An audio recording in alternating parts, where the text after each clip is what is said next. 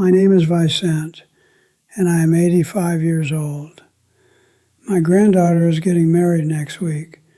She asked me for advice. She wants the fairy tale, so here is mine. Don't marry for love. That's my one piece of counsel after 8 decades of living. Marry for something else entirely. Let me tell you what happened. It started in a quiet house after the war. My parents weren't unkind. They were just practical. They talked about bills and chores. They never talked about feelings.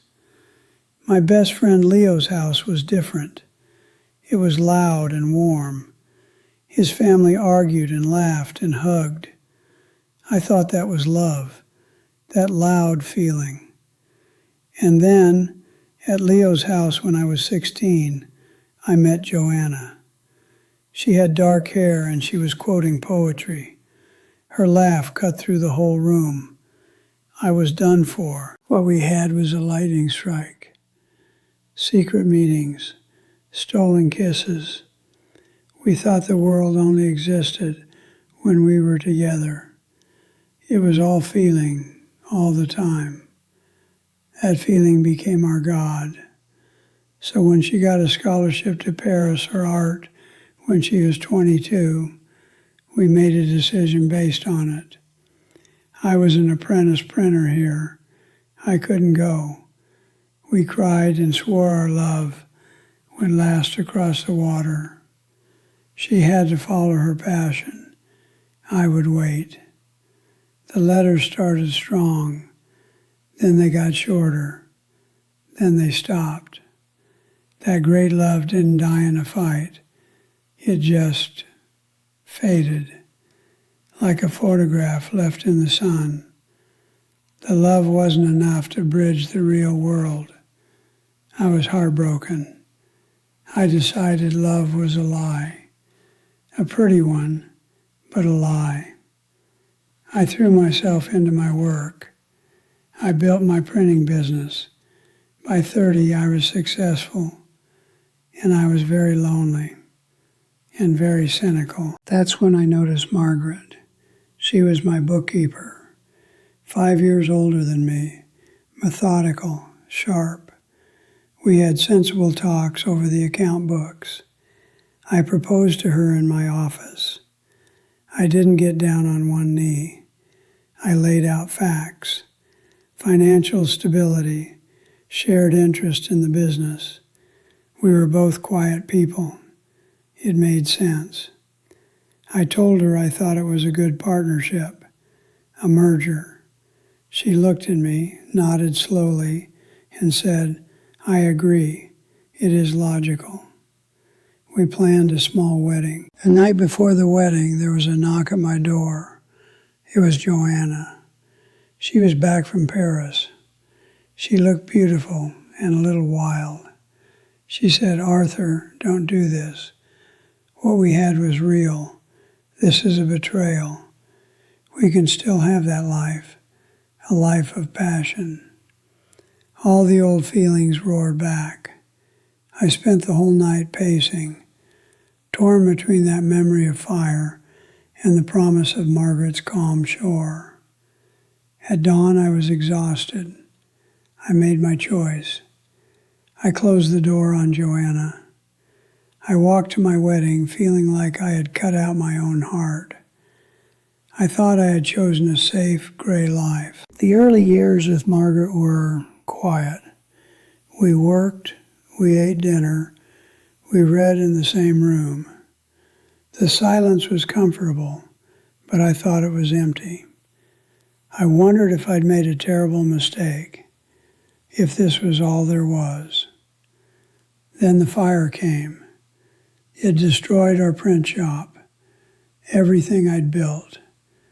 I stood in the street, covered in ash, just staring. I was paralyzed. Margaret didn't cry. She arrived, looked at the ruin, and rolled up her sleeves. She called the insurance man. She found us a temporary space. She talked to the staff. She was a wall, a calm, unshakable wall against the chaos. In the ashes, I saw our marriage for what it was, not a business deal, a fortress. We had built it together, and it was strong. That's when I felt it, this new thing. It wasn't lightning, it was slower, deeper. It was trust. The absolute certainty that in any disaster, she was my ally, and I was hers. That was the bedrock. We rebuilt the business. Life went on, steady. Then, years later, the doctor gave us the news. Margaret was sick, a progressive illness. This was a different kind of fire, one I couldn't fight for her. The fear was so cold. I remembered her being my wall. I told her, I am your wall now. Our roles reversed. I took care of her for years. It was the hardest thing I've ever done. Her last good day, she was very tired. She held my hand. She didn't say she loved me. She looked at me, right in the eyes, and she whispered one word, steady. Then she was gone. So, Clara, that's my advice. That dizzy love, that passion, it's a beautiful guest, but it's a terrible landlord. Don't marry for it. Marry for the thing that builds fortresses. Marry for the person who shows up in the ashes with a plan. Marry for the person you will show up for when the world gets quiet and hard. Marry for trust. Build your life on that bedrock. Then you'll understand. Love isn't the spark that starts the fire. It's the hearth that keeps you warm for a lifetime. Now, go build yours. But I can see you might want a bit more of the story, the in-between bits, what happened after the fire, before the diagnosis, the ordinary days, because that's where the bedrock gets laid, you see, in the ordinary. After we rebuilt the shop, things were different, not loud different, quiet different. I'd find myself watching Margaret, not like I watched Joanna, all breathless and dizzy. I watched Margaret the way you watch the tide, steady, sure. One evening we were balancing the books for the new quarter. It was tedious work. I made a silly addition error. Instead of sighing, she just tapped the paper with her pencil and said, "Arthur, your 7 looks like a 1. You've given us an extra 6,000 pounds. A welcome surprise, but unlikely." And then she smiled, a small, dry smile, and I laughed, a real laugh. It wasn't about passion, it was about recognition, seeing someone and being seen. Honestly, it was better. We fell into a rhythm. I'd handle the printing machines, the ink, the noise. She'd handle the numbers, the clients, the quiet. We were a good team. We bought a small house. It had a garden. Margaret liked roses. I didn't know a thing about them, but I learned. I'd prune the bushes while she told me which ones were the climbers and which were the shrub roses. It was peaceful. I stopped thinking about the quiet as emptiness. I started thinking of it as space, space to just be. Then my father died. It was expected. He was old. But it hit me harder than I thought it would. All those years of quiet distance, and now there was just nothing to fix. I came home from the funeral feeling hollow. I didn't cry. I just sat in my chair, staring at the wall. Margaret didn't try to make me talk. She made tea. She put the cup on the table next to me. Then she sat in her chair, picked up her knitting, and just sat with me for hours. She was just there, present. And in that presence, the hollow feeling slowly filled, not with words, but with something solid. That was trust. That was the thing. Years went by like that, good years. We built the business bigger. We took a holiday to the seaside once a year, always the same little cottage. We argued sometimes, of course, about money, about a hire she thought was lazy.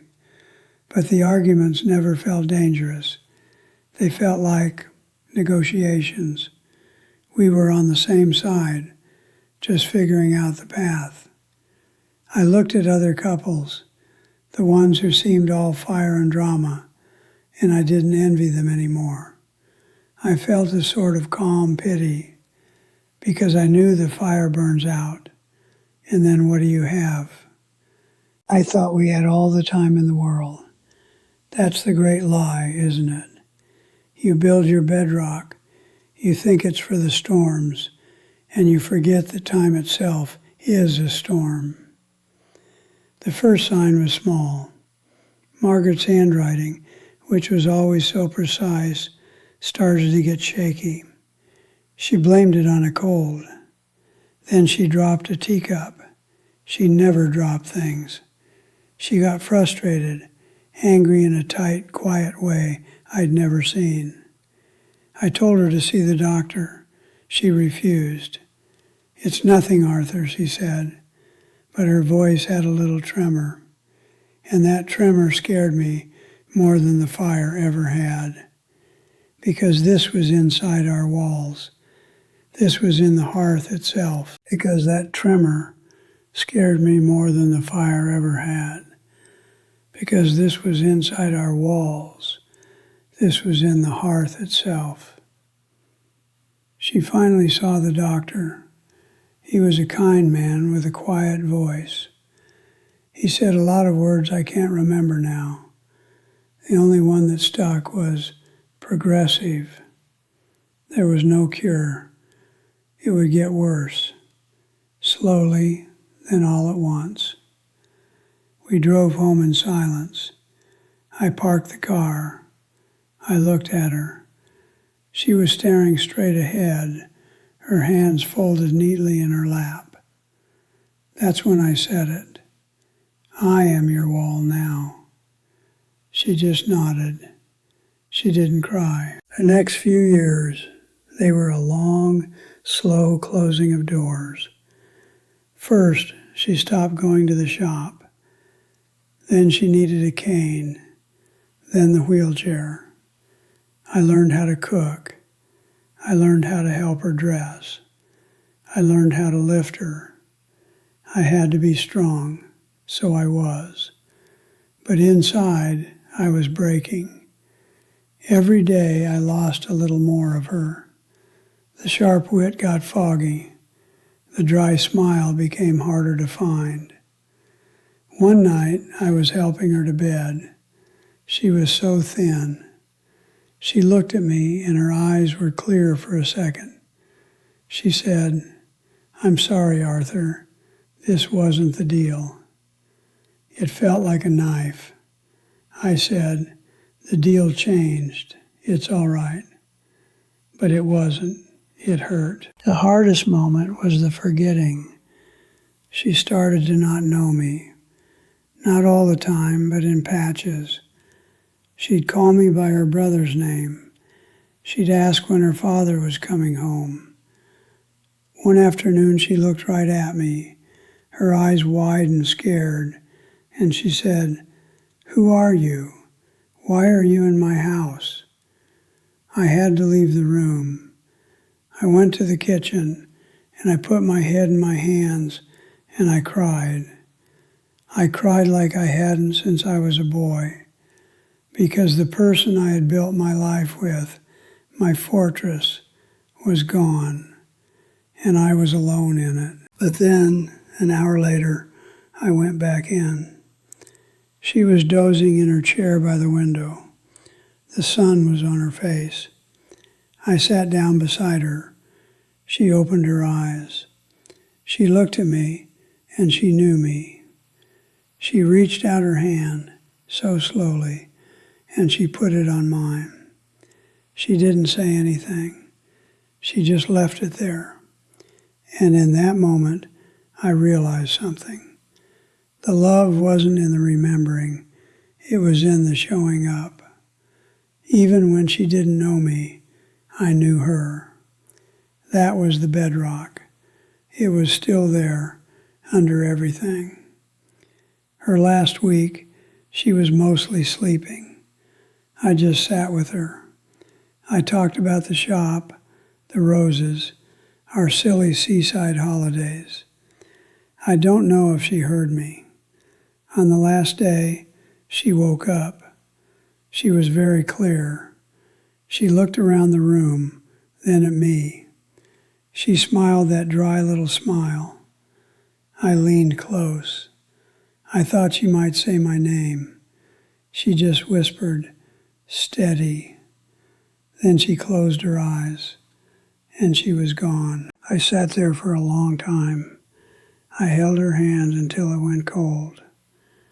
The silence in the house was complete. It was the loudest thing I'd ever heard. But it was a different silence. It wasn't empty. It was full of her, full of all the days, all the quiet meals, all the ledgers, the garden, the fire, the teacup on the table after my father's funeral. It was all still there. I had thought the illness took everything, but it couldn't take what we had built. That was mine forever. That was mine forever. And it's what I'm trying to give to you now. Here's what I learned, too late and just in time. I was wrong about almost everything when I was young. I thought love was a feeling you fell into, like tripping into a hole. I thought it was something that happened to you. That's why I chased the lightning with Joanna. And that's why, when I married Margaret, I thought I was being clever by avoiding the feeling altogether. I was a fool twice over. Love isn't something that happens to you. It's something you build, day by day. It's choosing to show up, even on the days you don't feel like it, especially on those days. It's balancing the books together. It's pruning the roses you don't care about, because she does. It's the cup of tea placed quietly beside a grief you can't even name. The lightning, it's exciting. It makes you feel alive. But you can't live in a storm. You need a house. Margaret and I, we built a house, brick by boring brick. And when the real storms came, the fire, the illness, we were inside. We were safe because of the walls we'd already made, without even realizing we were builders. So my direct advice, especially to those of you my age or getting there, look at your person, not with the eyes of first passion, but with the eyes of a co-builder. Are they your wall? Are you theirs? If the answer is yes, then you have everything. Nurture that. Don't perform grand romantic gestures because you think you should. Just be there. Be steady. That's the grandest gesture there is. And if you're young, like my Clara, looking for it, don't look for the person who makes your heart race. Look for the person who makes your soul calm. Look for the one you want in your corner when the world turns against you. The one whose quiet presence feels like coming home. There is hope in this, more than in any fairy tale, because it means love isn't a magical accident for the lucky few. It's a choice, It's work. And that means it's available to anyone willing to pick up the tools. You still have time. Maybe not decades. Maybe not even years. But you have now. And now is enough to choose to be someone's wall, to appreciate the fortress you're already in, to say the quiet thank you you've been putting off. That's where the real magic is, in the ordinary, stubborn, daily act of building something that lasts longer than a feeling. I've talked for a long time. If this old man's story has meant something to you, if it's made you think about your own walls, your own bedrock, then do me a kindness. Press that subscribe button down there. It helps more people find these quiet conversations. Turn on the notifications so you don't miss the next one.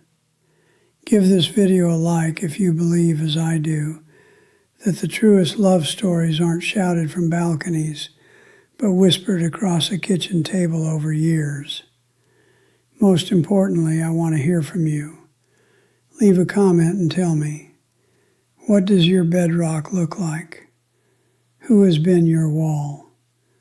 Or if you're still building, what are you looking for in a foundation? Your stories are what matter now. Share this with someone who needs to hear it, a grandchild, a friend, a partner.